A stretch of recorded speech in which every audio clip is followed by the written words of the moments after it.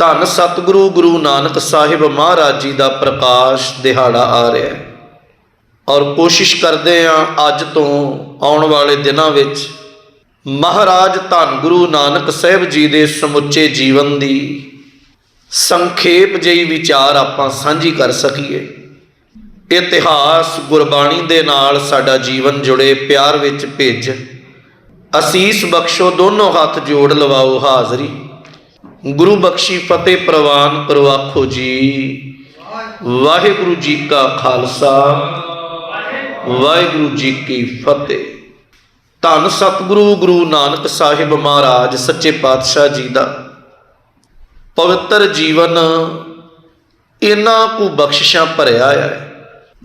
शायद दुनिया का कोई ऐसा टिकाणा, कोई थां नहीं होएगा जिथे मालक दे चरण ना पए हो। समुची कायनात नूं महाराज ने सच दा उपदेश बख्शिया और सब तो वड्डी बात यह है, गुरु नानक साहिब ने जिस समय और जिन्हां हालातां दे विच सच दी विचार दुनिया दे सामने आखी ना, उस वेले समाजिक ताना बाना, राजनीतिक पक्ष, धार्मिक दशा इन्नी क मैड़ी है और इन्नी क गंधली है जिन्हों आम बंदे वास्ते सुधारना बहुत औखा है। अज जिहड़ी इतिहास की पहली लड़ी आपां सांझी करते हैं, हजूर गुरु नानक साहिब सतगुरां दे आउण तो पहलां दा जिहड़ा समा आ, क्योंकि धर्म बड़े आ गुरु नानक साहिब दे आउण तो पहलां।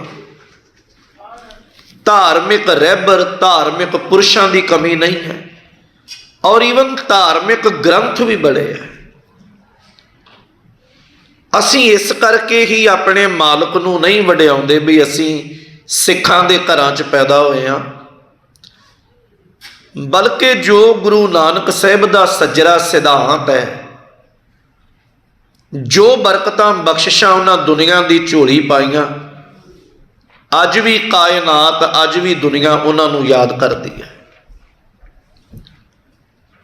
तकरीबन 1202 ईस्वी दे विच हिंदुस्तान की सरजमी दे उत्ते इस्लामी लोगों ने अपना पैर पसारिया और मुहम्मद गोरी ने पृथ्वीराज चौहान नूं हरा के मानो हिंदुस्तान की धरती उत्ते मुगल साम्राज का एक बार उन्हें जड़ ला दी। समय दे नाल जिवें जिवें होर राजे मुगल शासक आउंदे गए और इन्हां दा जिहड़ा हिंदुस्तान उत्ते कब्जा जिहड़ा वधना शुरू होया।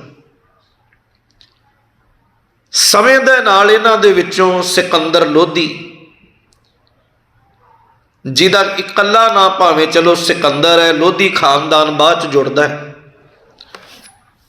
सुल्तानपुर लोधी का वो शासक बनया और उसे सिकंदर लोधी ने ही बाबर नूं हिंदुस्तान ते आउण दा सद्दा दिता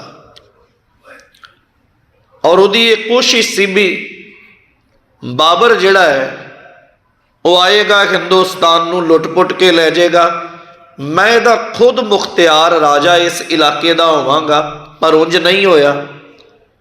बाबर ने अपनी जड़ लाई और हिंदुस्तान सदियां वास्ते मुगल शासकों का जिहड़ा वो गुलाम होया। और उस वेले जिहड़े हालात आ, धन गुरु नानक साहिब सतगुरां दी बाणी कहंदी है, कल काती राजे कसाई धर्म पंख कर उडरिया, कूड़ अमावस सच चंद्रमा दिसै नाही कह चढ़िया। हों भाल वे कुन्नी होई अंधेरे राह ना कोई, विच हौमै कर दुख रोई, कहो नानक किन बिदगत होई। ये राजसी पक्ष इन्ना क डिग्या होया है ਰਾਜਸੀ ਪੱਖ ਦੀ ਗੱਲ ਕਰਦਿਆਂ ਹੀ ਮਾਲਕ ਕਹਿੰਦੇ ਆ, ਰਾਜੇ ਸ਼ੀਂ ਮੁਕੱਦਮ ਕੁੱਤੇ, ਜਾਏ ਜਗਾਏ ਨ ਬੈਠੇ ਸੁੱਤੇ, ਚਾਤਰ ਨਹਿੰਦਾ ਪਾਏ ਨ ਘਾਓ, ਰਤ ਪਿੱਤ ਕੁੱਤੇ ਚੱਟ ਜਾਓ। ਜਿੰਨੀ ਧਾਰਮਿਕ ਯਾਤਰਾ ਸੀ ਹਿੰਦੂਇਜ਼ਮ ਦੀ, ਸਾਰੇ ਤੇ ਸਾਰੀ ਧਾਰਮਿਕ ਯਾਤਰਾ ਦੇ ਉੱਤੇ ਟੈਕਸ ਲਾਇਆ। ਜਿਹਨੇ ਧਾਰਮਿਕ ਯਾਤਰਾ ਤੋਂ ਲੰਘਣਾ ਹੈ ਉਹਨੇ ਟੈਕਸ ਦੇਣਾ, ਜਜ਼ੀਆ ਦੇਣਾ ਬਹੁਤ ਜ਼ਰੂਰੀ ਹੈ। ਆਪਾਂ ਥੋੜਾ ਥੋੜਾ ਨਾਲ ਬਾਣੀ ਦਾ ਇੱਕ ਪੱਖ ਪੜਾਂਗੇ। ਗੁਰੂ ਨਾਨਕ ਸਾਹਿਬ ਨਾ ਆਸਾ ਦੀ ਵਾਰ 'ਚ ਇੱਕ ਥਾਂ ਆਂਦੇ ਆ ਵੀ ਰਾਜ ਜਿਹੜਾ ਉਹ ਮੁਗਲ ਸ਼ਾਸਕਾਂ ਦਾ, ਅੱਗੇ ਜਿਹੜੇ ਚਾਤਰ ਆ ਕੰਮ ਕਰਨ ਵਾਲੇ ਬਹੁਤ ਉਹ ਸਨ ਜਿਹੜੇ ਹਿੰਦੂ ਪਰਿਵਾਰਾਂ ਦੇ ਵਿੱਚੋਂ ਵੀ ਸਨ, ਔਰ ਆਮ ਦਰਿਆਵਾਂ ਨਦੀਆਂ ਦੇ ਉੱਤੇ ਬਣੇ ਹੋਏ ਲੱਕੜ ਦੀਆਂ ਬੇੜੀਆਂ ਦੇ ਪੁਲ, ਜਿਹਨੇ ਲੰਘਣਾ ਹੈ ਉਹ ਟੈਕਸ ਦੇ ਕੇ, ਜਜ਼ੀਆ ਦੇ ਕੇ ਲੰਘੇਗਾ। ਮਹਾਰਾਜ ਕਹਿੰਦੇ ਆ ਜਦੋਂ ਆਪਣੇ ਹੱਥ ਵਿੱਚ ਰਾਜ ਨਾ ਹੋਵੇ ਫਿਰ ਇਹਨਾਂ ਚੀਜ਼ਾਂ ਨੂੰ ਸਹਿਣਾ ਪੈਂਦਾ। ਹਜ਼ੂਰ ਨੇ ਬੜਾ ਪਿਆਰਾ ਇੱਕ ਵਿਅੰਗ ਰੱਖਿਆ। ਮਹਾਰਾਜ ਕਹਿੰਦੇ ਆ, ਇੱਕ ਬ੍ਰਾਹਮਣ ਹੈ ਔਰ ਉਹਦੇ ਹੱਥ ਦੇ ਵਿੱਚ ਗਾਂ ਦੀ ਰੱਸੀ ਪਕੜੀ, ਉਹ ਤੁਰਿਆ ਜਾ ਰਿਹਾ ਔਰ ਨਦੀ ਦੇ ਉੱਤੇ ਬਣਿਆ ਹੋਇਆ ਬੇੜੀਆਂ ਦਾ ਜਿਹੜਾ ਪੁਲ ਹੈ ਉਹਦੇ ਤੋਂ ਲੰਘਣ ਲੱਗਿਆ ਜਿਹੜਾ ਬੈਠਾ ਹੈ ਪੁਲ ਦੀ ਸਾਂਭ ਸੰਭਾਲ ਕਰਨ ਵਾਲਾ ਚਾਕਰ ਜਿਹੜਾ, ਉਹ ਵੀ ਹਿੰਦੂ ਹੈ।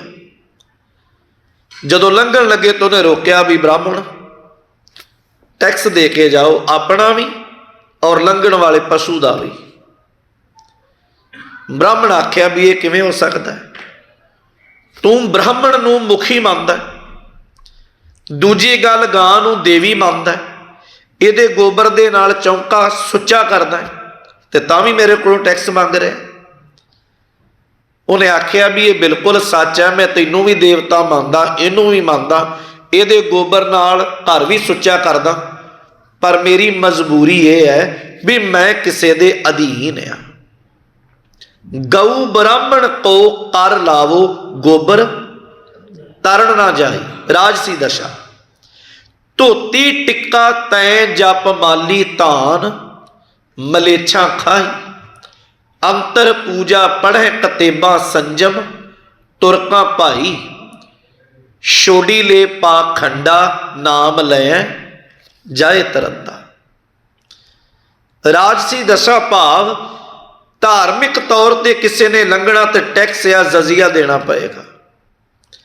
ਔਰ ਦੂਜੀ ਗੱਲ ਮਹਾਰਾਜ ਕਹਿੰਦੇ ਆ, ਰਾਜ ਦੇ ਵਿੱਚ ਇੰਨੀ ਜ਼ਿਆਦਾ ਲੁੱਟ ਖਸੁੱਟਿਆ, ਧੱਕਾ ਚੱਲਦਾ ਹੈ, ਜ਼ੋਰ ਚੱਲਦਾ ਹੈ, ਔਰ ਮਾੜੇ ਲੋਕ ਜਿਹੜੇ ਉਹ ਲੁੱਟੇ ਜਾਂਦੇ ਸਨ। ਕਲ ਕਾਤੀ, ਕਲ ਜਿਹੜਾ ਆ ਕਲਯੁਗ ਦਾ ਸਮਾਂ ਆ, ਉਹ ਕੈਂਚੀ ਵਾਂਗ ਆ, ਵੱਢਿਆ ਜਾ ਰਿਹਾ। ਰਾਜੇ ਕਸਾਈ ਜਿਹਨੇ ਹਿਫਾਜ਼ਤ ਕਰਨੀ, ਜਿਹੜੀ ਗਵਰਨਮੈਂਟ ਹੈ ਉਹਨੇ ਸਾਹਮਣੇ ਸਮਾਜ ਨੂੰ, ਔਰ ਉਹੀ ਕਸਾਈ ਬਣ ਗਿਆ। ਤੇ ਕਸਾਈ ਲਫ਼ਜ਼ ਇਦਾਂ ਦਾ ਪਿਆਰਿਓ, ਕਸਾਈ ਕਿਸੇ ਮਜ਼ਹਬ ਜਾਂ ਧਰਮ ਨਾਲ ਨਹੀਂ ਜੁੜੇ ਹੋਏ ਲਫ਼ਜ਼। ਕਸਾਈ ਉਹ ਹੈ ਜਿਹਦੇ ਅੰਦਰ ਤਰਸ ਨਾਂ ਦੀ ਚੀਜ਼ ਹੀ ਕੋਈ ਨਹੀਂ। ਜੇ ਕਸਾਈ ਤਰਸ ਕਰਨ ਲੱਗ ਪਏ, ਖਿਮਾ ਕਰਿਓ, ਜੀਆਂ ਨੂੰ ਭਲਾ ਵੱਢ ਥੋੜ੍ਹਾ ਸਕਦਾ ਹੈ। ਜਿਹਦੇ ਅੰਦਰ ਤਰਸ ਦੀ ਬਿਰਤੀ ਨਹੀਂ, ਜੀਆਂ ਦਾ ਵੱਢ ਵਡਾਂਗਾ ਤਾਂ ਉਹੀ ਉਹ ਕਰ ਸਕਦਾ ਹੈ ਨਾ। ਆਪਾਂ ਤੇ ਆਮ ਕਿਸੇ ਨੂੰ ਵੇਖਦੇ ਹਾਂ ਵੀ ਇਹ ਜੀਵ ਦੀ ਹੱਤਿਆ ਹੋ ਰਹੀ ਹੈ, ਆਮ ਬੰਦਾ ਵੇਖ ਕੇ ਦਹਿਲ ਜਾਂਦਾ। ਹਜ਼ੂਰ ਬਾਬਾ ਜੀ ਕਹਿੰਦੇ ਨੇ ਰਾਜਾ ਉਹ ਆ ਜਿਹੜਾ ਕਸਾਈ ਬਣ ਗਿਆ, ਉਹਦੇ ਵੱਲੋਂ ਪਰਜਾ ਲੁੱਟੀ ਜਾਏ ਕੋਈ ਗੱਲ ਨਹੀਂ। ਧਰਮ ਪੰਖ ਕਰ ਉਡਰਿਆ ਕੂੜ ਅਮਾਵਸ, ਕੂੜ ਦੀ ਮੱਸਿਆ, ਹਨੇਰਾ ਹੀ ਹਨੇਰਾ, ਸੱਚ ਚੰਦਰਮਾ, ਸੱਚ ਰੂਪੀ ਚੰਦਰਮਾ ਦੀ ਲੋਈ ਹੈ ਨਹੀਂ, ਦਿਸੈ ਨਾ ਹੀ ਕਹਿ ਚੜਿਆ, ਵੇਖਿਆ ਹੀ ਨਹੀਂ ਵੀ ਚੜਿਆ ਹੋਵੇ ਕਦੇ। ਹੋ ਭਾਲ ਵੇ ਕੁੰਨੀ ਹੋਈ, ਬੜਾ ਭਾਲਿਆ ਅੰਧੇਰੇ ਰਾਹ ਨਾ ਕੋਈ। ਇਹ ਰਾਜਸੀ ਦਸ਼ਾ ਆ। ਦੂਜਾ ਪੱਖ ਇਹਦੇ ਵਿੱਚ ਧਾਰਮਿਕ ਦਸ਼ਾ ਆ। ਧਾਰਮਿਕ ਦਸ਼ਾ ਇਹਦੇ ਨੂੰ ਵੀ ਨਿੱਗਰ ਗਈ। ਉਹਨੂੰ ਮਾਲਕ ਸੱਚੇ ਪਾਤਸ਼ਾਹ ਕਹਿੰਦੇ ਆ, ਕਾਦੀ ਕੂੜ ਬੋਲ ਮਲ ਖਾਏ। ਧਾਰਮਿਕ ਬੰਦਾ ਜਿਹੜਾ ਹੈ, ਜਿਹਦੇ ਉੱਤੇ ਧਰਮ ਦਾ ਚਿੰਨ੍ਹ ਲੱਗਾ ਹੋਇਆ, ਉਹ ਕੂੜ ਬੋਲ ਕੇ, ਝੂਠ ਬੋਲ ਕੇ ਮਲ ਖਾ ਰਿਹਾ। ਇਹ ਸੌਖੀਆਂ ਜਿਹੀਆਂ ਉਦਾਹਰਨਾਂ ਵੇਖੋ ਜਿਹੜੀਆਂ ਖਾਸ ਕਰਕੇ ਅਦਾਲਤਾਂ ਆ, ਕੋਰਟ ਆ ਨਾ, ਅੱਜ ਵੀ ਧਾਰਮਿਕ ਗ੍ਰੰਥ ਸਾਹਮਣੇ ਰੱਖ ਕੇ ਕਿਹਾ ਜਾਂਦਾ ਵੀ ਤੂੰ ਇਹਦੇ ਤੇ ਹੱਥ ਰੱਖ ਕੇ ਕਸਮ ਖਾ, ਜੋ ਕਹੇਗਾ ਸੱਚ ਕਹੇਗਾ, ਸੱਚ ਦੇ ਸਿਵਾ ਕੁਝ ਨਹੀਂ ਕਹੇਗਾ। ਅੱਜ ਵੀ ਹੈ। ਤੁਸੀਂ ਇੰਜ ਕਹਿ ਲਓ ਵੀ ਜਾਂ ਧਿਆਨ ਲੈ ਜਾਓ, ਪੰਚਮ ਪਾਤਸ਼ਾਹ ਗੁਰੂ ਅਰਜਨ ਦੇਵ ਸਾਹਿਬ ਦਾ ਵੇਲਾ ਫਤਵਾ ਜਿਹੜਾ ਸੁਣਾਉਣਾ ਹੁੰਦਾ ਸੀ ਨਾ, ਫਤਵਾ ਧਾਰਮਿਕ ਬੰਦਾ ਹੀ ਸੁਣਾਉਂਦਾ ਸੀ। ਫਤਵੇ ਕਾਜੀ ਸੁਣਾਉਂਦੇ ਸਨ। ਤੱਤੀ ਤਵੀ ਤੇ ਬਿਠਾ ਦਿਓ, ਇਹਦਾ ਇੱਕ ਵੀ ਕਤਰਾ ਲਹੂ ਦਾ ਥੱਲੇ ਨਹੀਂ ਡਿੱਗਣਾ ਚਾਹੀਦਾ। ਫਤਵਾ ਹੈ ਕਿ ਚਾਂਦਨੀ ਚੌਂਕ ਖੂਹ ਦੇ ਕੰਢੇ ਤੇ ਮੌਣ ਤੇ ਬਿਠਾ ਕੇ, ਥੜੇ ਤੇ ਬਿਠਾ ਕੇ ਸਿਰ ਧੜ ਦੇ ਨਾਲੋਂ ਲਹਿਦਾ ਕਰ ਦਿਓ। ਫਤਵਾ ਆ ਨਿੱਕੇ ਨਿੱਕੇ ਮਾਸੂਮ ਜੰਦਾਂ ਨੂੰ ਨੀਹਾਂ 'ਚ ਚਿਣ ਦਿਓ। ਤੁਸੀਂ ਅੰਦਾਜ਼ਾ ਲਾਓ ਵੀ ਜਿਹੜਾ ਧਰਮ ਆ, ਧਰਮ ਕਦੀ ਇਹ ਗੱਲ ਕਹਿ ਸਕਦਾ? ਕੋਈ ਵੀ ਹੋਵੇ, ਧਰਮ ਤੇ ਬਚਾਉਣ ਦਾ ਨਾਂ ਆ, ਧਰਮ ਤੇ ਸੱਚ ਦਾ ਨਾਂ ਆ। ਪਰ ਗੁਰੂ ਬਾਬਾ ਜੀ ਕਹਿੰਦੇ ਹਾਲਾਤ ਇਹ ਹੈ, ਕਾਦੀ ਕੂੜ ਬੋਲ ਮਲ ਖਾਏ, ਮੈਲਾ ਖਾ ਰਿਹਾ, ਗੰਦਗੀ ਖਾ ਰਿਹਾ, ਬ੍ਰਾਹਮਣ ਨਾ ਹੋਵੇ। ਜੀਆਂ ਕਾਏ ਜੋਗੀ ਜੁਗਤ ਨਾ ਜਾਣੇ, ਅੰਧ ਤੀਨੇ ਉਜਾੜੇ ਕਾ ਬੰਦ। ਔਰ ਤਿੰਨੇ ਉਜਾੜਨ ਵਾਲੇ ਆ। ਹੈ ਧਰਮੀ ਪਰ ਵਸਾਉਣ ਵਾਲਾ ਤਿੰਨਾਂ ਚੋਂ ਕੋਈ ਵੀ ਨਾ। ਇਹ ਧਾਰਮਿਕ ਪੱਖ ਆ ਜਿਹਨੂੰ ਭਾਈ ਸਾਹਿਬ ਭਾਈ ਗੁਰਦਾਸ ਜੀ ਨੇ ਲਿਖਿਆ ਆ, ਕੱਲ ਆਈ ਕੁੱਤੇ ਮੂੰਹੀ ਖਾਜ ਹੋਆ ਮੁਰਦਾਰ ਗੁਸਾਈ, ਰਾਜੇ ਪਾਪ ਕਮਾਵਦੇ ਉਲਟੀ ਵਾੜ, ਖੇਤ ਕੋ ਖਾਈ ਪਰਜਾ ਅੰਧੀ, ਗਿਆਨ ਬਿਨ ਕੂੜ ਕੋ ਸਤ ਮੁਖੋ ਅਲਾਈ। ਜਦੋਂ ਇਹ ਪੱਖ ਵੇਖਿਆ, ਤੀਜਾ ਆ ਸਮਾਜਿਕ ਪੱਖ। ਧਾਰਮਿਕ ਪੱਖ ਦੇ ਵਿੱਚ ਅਸੀਂ ਇਹਨੂੰ ਹੋਰ ਡਿਵਾਈਡ ਕਰ ਸਕਦੇ ਹਾਂ। ਇੱਕ ਪਾਸੇ ਸਨਾਤਨ ਹੈ, ਬ੍ਰਾਹਮਣਿਜ਼ਮ ਹੈ। ਉਹਨਾਂ ਵੇਲਿਆਂ ਦੇ ਵਿੱਚ ਹੀ ਜੈਨ ਮਤ ਆ। ਜੈਨ ਲਫ਼ਜ਼ ਵੈਸੇ ਜੈਨ ਜਿਨ ਤੋਂ ਬਣਿਆ, ਹੁਕਮ ਮਨਾਉਣ ਵਾਲਾ। ਜੈਨਿਜ਼ਮ ਚੱਲਿਆ ਔਰ ਜੈਨੀ ਮਤ ਤੁਸੀਂ ਵੇਖਦੇ ਹੋ ਕਿੱਦਾਂ ਦਾ ਪੱਖ ਸੀ। ਪਾਤਸ਼ਾਹ ਨੇ ਬਾਣੀ 'ਚ ਲਿਖਿਆ ਨਾ, ਕੋਈ ਕੋਲੋਂ ਨਹੀਂ, ਸਿਰ ਖੁਆਏ ਪੀਵਹਿ ਮਲਵਾਣੀ ਝੂਠਾ, ਮੰਗ ਮੰਗ ਖਾਈ ਫੋਲ ਫਦੀਹਤ ਮੋਹ ਲੈਣ ਪੜਾਸਾਂ, ਪਾਣੀ ਦੇਖ ਸੰਗਾਈ। ਭੇਡਾਂ ਵਾਂਗੂ ਸਿਰ ਖੁਆਏਨ ਟੱਬਰ ਹੋਵਣ ਤਾਹੀ। ਮਹਾਰਾਜ ਕਹਿੰਦੀ ਨਹੀਂ ਕੋਈ ਬੰਦਾ ਗੰਦਗੀ ਫਰੋਲਣ ਵਾਲਾ ਹੋਵੇ, ਤੁਸੀਂ ਅੰਦਾਜ਼ਾ ਲਾਓ ਵੀ ਉਹ ਧਰਮ ਬਣ ਗਿਆ। ਸੂਤ ਦਾ ਝਾੜੂ ਲੈ ਕੇ ਚੱਲਣਾ, ਪਾਣੀ ਪੁਣ ਕੇ ਪੀਣਾ, ਮੂੰਹ ਤੇ ਪੱਟੀ ਬੰਨ ਕੇ ਰੱਖਣੀ, ਔਰ ਖੇਤੀ ਪ੍ਰਧਾਨ ਦੇਸ਼ ਹੋਵੇ। ਆਖਿਆ ਵੀ ਖੇਤੀ ਕਰਨ ਦੇ ਨਾਲ ਪਾਪ ਹੋ ਰਿਹਾ। ਗ੍ਰਸਤ ਨਹੀਂ ਹੋਵੇ, ਵਿਆਹ ਨਾ ਹੋਵੇ, ਪਰਿਵਾਰ ਨਾ ਹੋਵੇ। ਜੈਨਿਜ਼ਮ ਚੱਲਿਆ ਔਰ 22 ਤੀਰਥੰਕਰ ਹੋਏ ਜੈਨ ਦੇ। ਆਪਾਂ ਗੁਰੂ ਸਾਹਿਬ ਕਹਿ ਦਿੰਦੇ ਆ ਜਾਂ ਮੁਰਸ਼ਿਦ ਕਹਿ ਲਓ, ਇਵੇਂ 22 ਤੀਰਥੰਕਰ ਆ, ਮਹਾਂਵੀਰ ਹੋਏ। ਉਹਨਾਂ ਆਪੋ ਆਪਣਾ ਪੱਖ ਦੁਨੀਆ ਦੇ ਸਾਹਮਣੇ ਰੱਖਿਆ, ਪਰ ਸਮਾਜਿਕ ਪੱਖ ਦੇ ਵਿੱਚ ਉਹ ਬਹੁਤੇ ਕਾਮਯਾਬ ਨਾ ਹੋ ਸਕੇ। ਨਾਲ ਹੀ ਉਹਦੇ ਬੁੱਧਿਜ਼ਮ ਆ।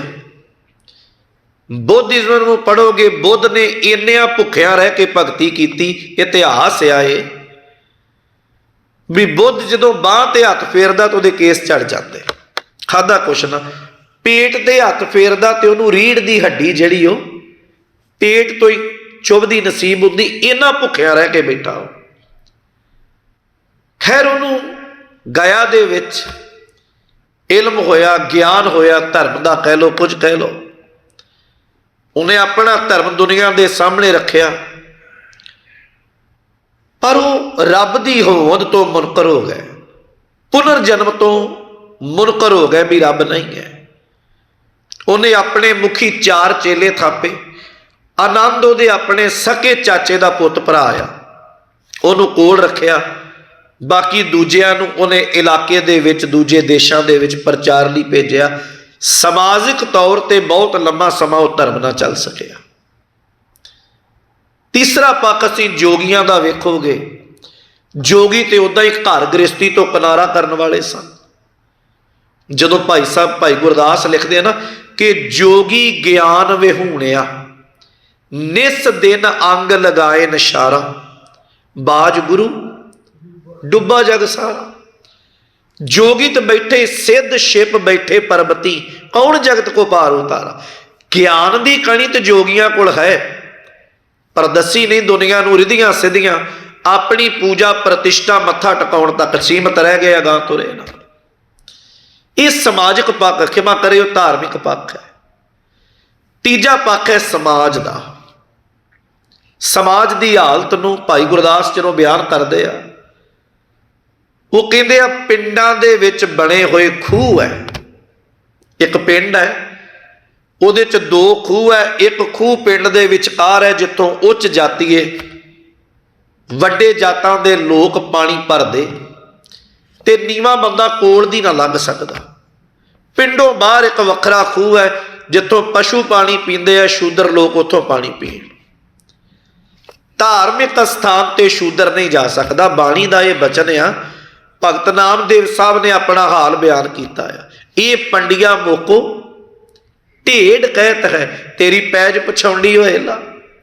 महाराज ये मैनू माड़ा कहता, शूदर कहता है, हालांकि पैदा इनू भी तुइयों कीता ते मैनू भी तुइयों कीता। और इन्हां हालातां दी गल करदे आ, शूदर नू किते रात बराते जाना पैंदा ना, पहला वो गल च टल्ली बन्नदा, अपनी पिठ पिछे झाड़ू बन्नदा। झाड़ू कह लो जां कोई छापे कह लो बन्नने उन्हें इस तरीके ना भी ना उसकी पैड़ छपनी चाहिए है, घंटी वो गल च पई वजदी रहे ते वो किसी नाल टकरा ना जाए। और अज जो कोई मर्जी कही जाए, मैं ये कहां बई असी जिन्ने पंजाब दे रहन वाले आ, असी ब्राह्मण की निगाह च क्षमा करियो असी सारे शूदर सा। ठीक है, हुण कीड़ा आपो अपना चल पिया भी असी उच्च जाती है ते आ नीवा आ, पर मालक की बाणी कहती आपस कहो दीर्घ कर मानै औरन को लग मात। दूजे नूं सिर्फ लगा मात्रा ही समझदा, अपने आप नूं कहंदा सी मैं रब आ, मैं वड्डा आ, बाकी कुछ भी नहीं। और इत्थों तक जदों थुकना हुंदा उच्च जातियां ने ते छोटे बंदे नूं अपना मूँह खोलना पैंदा, सिर्फ डस्टबिन का डब्बा बन के रह गई जिंदगी, होर कुछ ना। ये दशा सन, ये वक्त के हालात सन। और डिगदी हुई लुकाई, ढहिंदी हुई लुकाई, जिहदे विच साहिब जी कहंदे आ, भाई गुरदास कहंदे सुनी पुकार दातार प्रभ गुर नानक जग मैं पठाया। बड़ेओ चिराग अंधियार में सब कल उधरी एक नाम धर्म, प्रगट सगल हर भवन में जन नानक गुर पार ब्रह्म। इन्हां हालात आ और इन्हां हालातां विच दीन दुनिया के मालक का प्रकाश हुंदा है। तरन ताਰਨ साहिब के नेड़े गोइंदवाल साहिब तो जदों तरन ताਰਨ साहिब नूं जाइए ना, थोड़ी जी दूरी ते एक पिंड वसिया पट्ठेविंड लोहार। पुराना ना कला पट्ठेविंड ही आया उदा, पर अज उन्होंने पट्ठेविंड लोहार कहते हैं। बेदी खानदान मूल विच इत्थों दा वसंदा आ। और गुरु नानक साहब सतगुरां दे वड वडेरे पुरखे पट्ठेविंड लोहार दे रहण वाले सन। गुरु नानक साहब महाराज जी दे दादा जी का नाम आ बाबा शिवराम जी, और दादी का नाम आ बीबी बनारसी जी। इस घर विच दो पुत्रां दा जन्म पट्ठेविंड लोहार होया। वड्डे सन बाबा कल्याण दास जी, आम तौर पर असीं बाबा कालू जी कह दिंदे आ, पर जदों बाणी दा ये फरमान है ना, धन धन पिता धन धन कुल धन धन सो जननी जिन गुरु जनिया माए। और साडा ये फर्ज बनता है, अकीदा बनता है, असी गुरु पिता का जिहड़ा नाम है उस सत्कार नाल लईए। बाबा मेहता कल्याण दास साहब, उन्होंने छोटे भराता बाबा लालू जी, ये परिवार अजे पट्ठेविंड लोहार वसदा है। बाबा कल्याण दास चंगा पढ़ लिख गए और पटवारी की किरत जिहड़ी उन्होंने पट्ठे वेंडी शुरू की। दूसरा पक्ष अगला इसे कड़ी नाल जुड़दा होया राजपूत परिवारां दे विचों भट्टियां दा खानदान बहुत वड्डा होके उगड़िया। समा पा के इसे राजपूताने दे कुछ लोग भट्टी खानदान जिहड़ा वो मुसलमान धर्म नूं उन्हां अपनाया ते कुछ जमीन उन्हां दी अलाट हुई जिन्हों वड्डा सी राजा राय और राजे राय दा पुत्र सी राजा बुलार खान, राय बुलार खान जिन्हां नूं कहने मूल रूप विच भट्टी परिवार सी और इन्हां दा ये इलाका बाप दा वसाया होया। पहला नाम तलवंडी नाम पुराना ते बुलार खान दे बाप दे नाल जुड़िया होया होण करके इनू राय भोए दी तलवंडी कहण लग पे। भोए आपां जमीन नूं कहने आ, दुआबे माझे वाले भोए असीं लफ्ज़ आम बोलदे आ। और राय भोए दी तलवंडी ये धरती इत्थे पटवारी दी लोड़ होण करके पूरा परिवार समेत दादा दादी ते बाबा कल्याण दास बाबा लालू जी पट्ठेविंड लोहार तो उठे ते राय भोए दी तलवंडी ते आके वस गए। तकरीबन 17 साल की उम्र सी बाबा कल्याण दास जी दी। लाहौर जिले का एक वड्डा पिंड है जी बरकी, अज बरकी थाना है। बरकी थाने दे अधीन पिंड आ चहल। चहल पिंड दे रहन वाले सन सत्कारयोग माता तृप्ता जी। माता तृप्ता जी दे नाल बाबा कल्याण दास जी का रिश्ता जुड़िया और इस घर दे विच 1464 ईस्वी नूं सत्कारयोग एक सपुत्री का जन्म होता है। आप जी नूं पता भी साडे समाज विच चलो अज ते नहीं असी कह सकते है पर बहुत घट, पर अज तो 20 कुछ साल 25 साल सिर्फ पछां चल जाइए ना, आम तौर ते बच्चियां दे विआह हो जाने जदों मां बनने का सुभाग मिलता, बच्चियां दे सुभाअ शर्मीले होण करके बहुतियां गल्लां सहुरे परिवार च नहीं सी कहियां जांदियां ते बहुतियां बच्चियां मापियां दे परिवार पेके परिवार च आउंदियां और बहुत बच्चों के जन्म अपने नानके पिंडां दे आ। इवें बेबे नानकी जी का जिहड़ा जन्म आ 1464 ईस्वी विच पिंड चहल दे विच हुंदा है। नानकियां दी लाडली होण करके नानकियां दे घर जन्म होण करके पै गया भी ये नानकियां दी नानकी है। और कुछ समा मां तृप्ता जी पुत्री समेत पिंड चहल रहे। फिर राय भोए दी तलवंडी आए। समा पा के मालक दे चरनां च अरदासां बेनतियां होईयां और 1469 ईस्वी नूं दीन दुनिया दे वाली धन सतगुरु गुरु नानक साहब महाराज का प्रकाश तलवंडी की धरती ते हुंदा है। और ये मापियां वल्लों दिता ना सी भी साडे कोल नानकी है ते नानकी दा वीर नानक आ गया। बहुत अज भी तुसीं वेखोगे बजुर्गां दे भैण और भरा दे नां इक्को जिहा। जिस वेले गुरु नानक साहिब का अजे प्रकाश होना है ते पिंडां दे माहौल ऐसे सन जिहड़ियां दाइयां सन, बजुर्ग दाइयां बहुत सियाणियां दाने लोग, उन्हां दी आम घरां दे विच आउण जाण सी भी किस परिवार दे विच बच्चा होण वाला है। ते दाई दा नाम इतिहास ने लिखिया दाई दौलता, मुसलमान घराने नाल संबंधित सी। बाबा कल्याण दास दे घर उन्हें गेड़ा मारना, मां तृप्ता जी दी मुट्ठी चापी उन्हें करनी, सेवा करनी। गली गली उन्हें कहना भी कल्याण दास मेरी अल्लाह ताला दे चरनां विच तौफीक है, अरदास है इस वार खुदा तेनू पुत दे। बाबा कल्याण दास कहना हाँ पुत्री है वाहिगुरू पुत बख्शे। पर उन्हें कहना भी जे पुत्र होया ना इस वार ते तेरा कारोबार बड़ा चंगा है, घर बार बहुत सोहना है।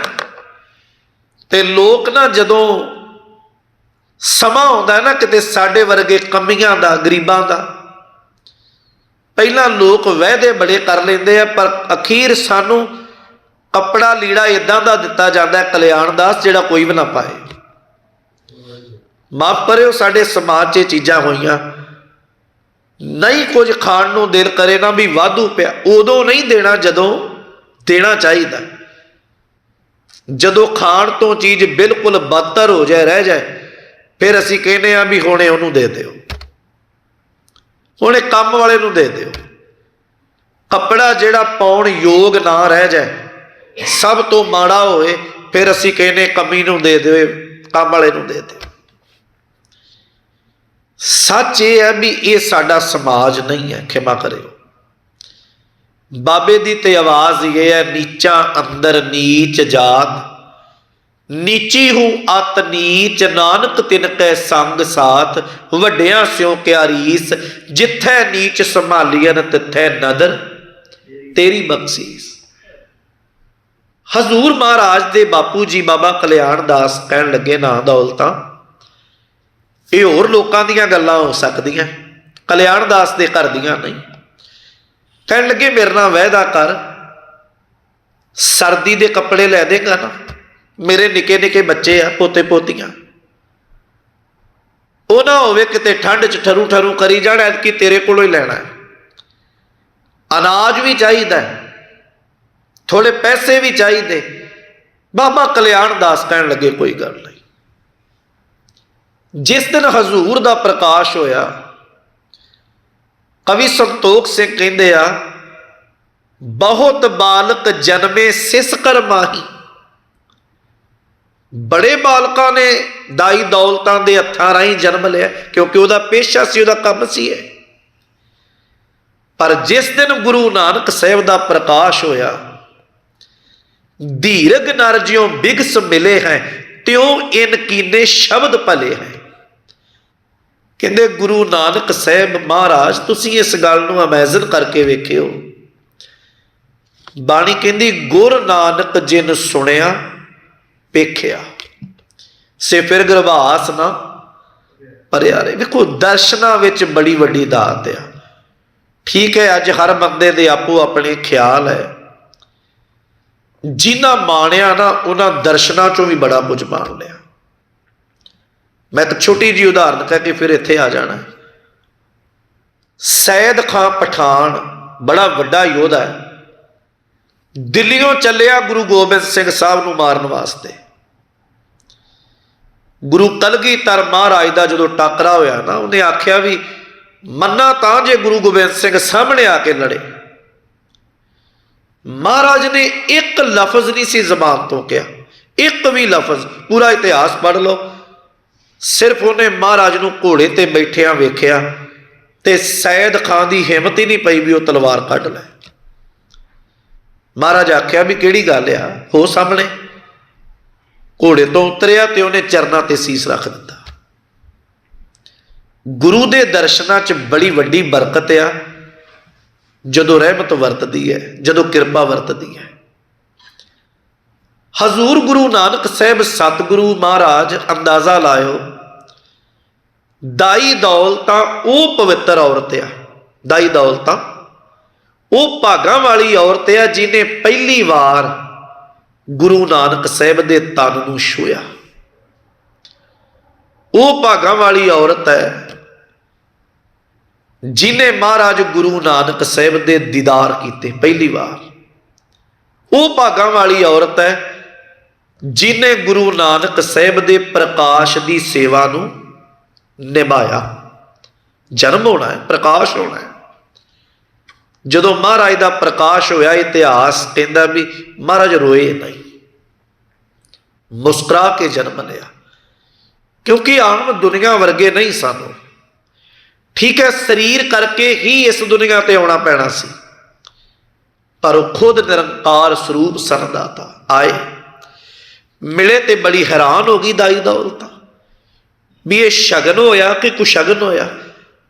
कदी सोचा ही नहीं सी भी कोई बच्चा हस के जन्म ले लै। खैर उन्हें शरीर नूं सवारिया संभालिया कपड़े च वलेटिया मां दे नाल पा दिता आखिया भी माए वधाई तैनूं पुत दा जन्म होया। दरवाजा खोलिया उन्हें उच्ची उच्ची आवाज दी कल्याण दास वधाई होए पुत आया। बाबा कल्याण दास दादे दादी सारियां शुकराना किया। जिवें जिवें संगत जां कोई नाते रिश्तेदार सन दीदारे होए। हुण विचार चली बाबा कल्याण दास ने ना एक थाल पैसिਆਂ ਦਾ भरिया। उदों रजतपण चलते सन, करंसी का ना रजतपण आ उन्हां वेलियां च। थाल उहदा भर लिया, कुछ वस्त्र लए कुछ अनाज लिया। कहन लगे लै दौलतां कर झोली। दौलतां कहन लगी रहन देवे मैत्या हुण नहीं लोड़। बाबा जी आंदे आ जे घट आ ते होर लिया दिंदे आ, नाराजगी किस गल दी। कहन लगी ना मापियां ने छोटी हुंदी दा नां ते दौलतां रखिया, पर सच्ची गल यह है उम्र बीत चली है, दौलत आई भी बड़ी ते गई भी बड़ी। पर सच्ची मुच्ची जिन्हों सच्ची दौलत कहते हैं ना वो दौलत तेरे पुत दे दीदारां चों मिली है। और उस दौलत दे सामने दुनिया दियां सारियां दौलतां फिक्कियां हैं। और ये गल इतिहास दी है भी दाई दौलतां ने जो ने जन्म दी जां प्रकाश दी उस वेले सेवा निभाई, उन्हें एक दाना तक एक पैसा तक बाबे कल्याण दास के घर तो नहीं लिया। और बाबे दे दर्शनां दी ऐसी बरकत मिली। दाई दौलतां भी महाराज गुरु नानक साहब के चरणों नाल जुड़ के उन्हां दे चरणों का रूप होगी। रहिंदी दुनिया तक उन्होंने याद किया जाएगा। ये तो अगली लड़ी आपां कल दे दीवाना दे विच फिर आरंभ करांगे। सहब सतगुरु रहमत करन, होईयां भुलां दी खिमा। वाहिगुरू जी का खालसा वाहिगुरू जी की